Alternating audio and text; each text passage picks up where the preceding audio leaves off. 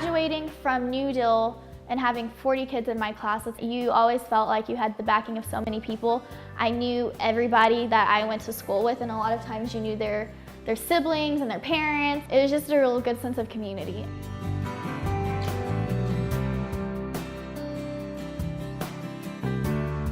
So my mom's my best friend, and my dad's kind of like my hero. He doesn't want me to struggle the way he did.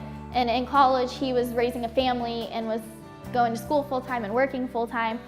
Taylor, being the oldest of four, was kind of a natural, mother figure early on. She always wanted to be taking care of the younger siblings. I wanted to be a pediatrician for forever. I always knew I wanted to work with kids. Thought pediatrics was a good fit for her. She, has always been top of her class. She actually finished second in class, salutatorian. Just felt like that would be a good fit for her. He was so excited for me. There's going to be a doctor in the family. I was going to be a pediatrician. Senior year, and I had an appointment with my pediatrician, one of the last appointments, and I was asking her about the program and what she does on a daily basis, and I just realized this is not what I want to do. I want to be somebody in a kid's life. I want to be someone that they can come confide to, that they think of when they're excited, and not the person that you go see when you need medicine. My biggest fear is disappointing my parents. When I told him I wanted to be a teacher, you could tell that there was a little bit of like a, what? Like, why? And so, he was never upset about it or discouraged. It was just not what he thought I was gonna do with my life. Yeah, we had some good conversation about that. Yeah, I made her think hard and long about it because there's a big, earnings difference between the two. And growing up as a child of two parents that were in the school system, money was always tight. For Taylor, it's never been about the money, which is great. It's about doing what she loves to do and what she's happy doing.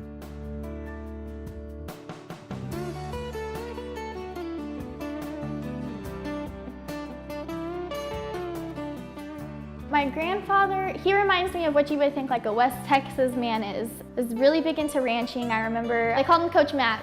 Even in the classroom, I called him Coach Mac when I had him in 6th grade. He was really goofy, but he also expected a lot because he knew you were capable. He had very strong beliefs and values. He did not play last names. He did not play favorites. If you were the best person to be on the field, then you were on the field, and if you weren't, then you weren't. We would go out and sit on the sidelines and watch him coach, and then me and my little brother would go down there and we would shake hands with all the football boys. We didn't even go to that school, but we were Coach Mac's grandkids, and so we'd shake hands with the football boys and get all the field markers and the pile-ons and pray with the football boys, and we had my dad yelling from the stands and him almost getting ejected, and it was crazy. It was an awesome atmosphere to be around.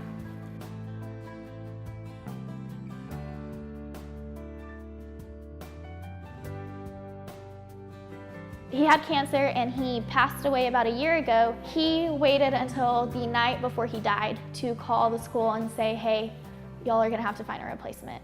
And it was August, school was about to start. He was really held on. He was dead set on going back to school. When we went to his funeral, it's crazy to realize he was a grandfather to me, and of course he had an impact in my life, but he meant so much to all of these people. I have no idea who they are. Kids from who he had a year ago to kids he had 20 years ago. It was amazing to see how much he really impacted people. What do you think you would have thought about Taylor being a teacher? Oh, he would have loved that. Definitely she was already going to school at Tech for that, so he was very excited. They had good conversations about it in the past, about teaching in general. Yeah, they loved it. He would have loved to seen her in action like she is now in a classroom setting. They would probably have talked for hours every night about it, I'm sure. So what was the second thing you told me, Ruben? Why? Why don't you have that? Being out in Slayton and doing my student teaching out there and listening to some of the other districts talk and superintendents talk to you about their needs, rural schools get looked over a lot.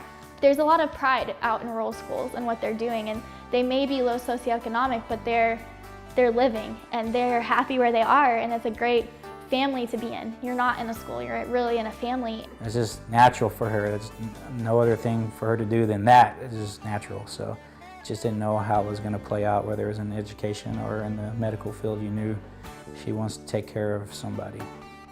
I feel like I'm doing way more than I ever would have accomplished going into med school and being a pediatrician, at least in the way that I want to impact kids. I feel like I've already accomplished so much with the students that I have that I'm just so excited to see what I can do with my own classroom in the future.